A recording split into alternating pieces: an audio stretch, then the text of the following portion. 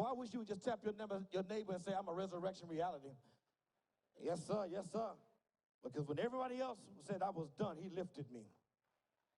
See, listen, we got this highfalutin, judgmental, and critical spirit, which is evident that we don't even read our Bible.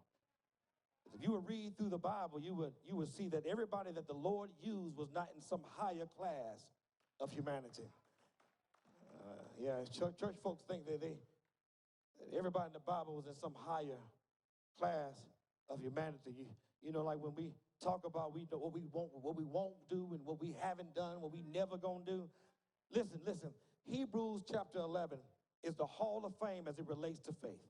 Where we are told about the heroes of faith, but we aren't told the whole story in Hebrews chapter 11. Because in the whole story, the heroes got some tragedy.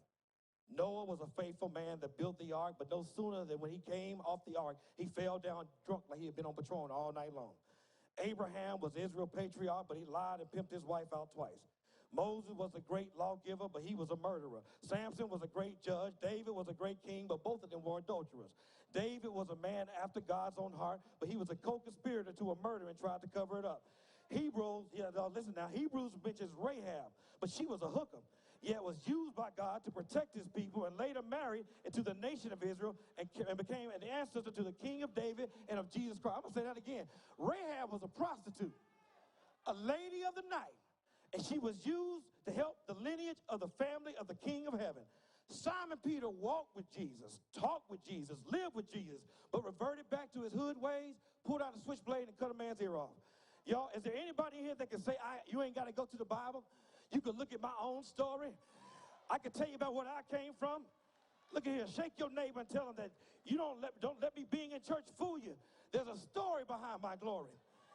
See, if you see me shouting, it ain't about where I am. It's about where he brought me from. Come on in here. Let me go old school. Through many dangers, toils, and snares, I've already come. Is there anybody in here that can say, I got my own story that makes me shout? I got my own story that I've been through. I done been through some things, haven't I? Anybody here can shout about what they've been through? You're not shouting because you went through it. You shouting because you came out of it. I dare you, look at your neighbor. I ain't always looked like this. I ain't always been like this. I ain't always been willing to stand up in church and say hallelujah to his name.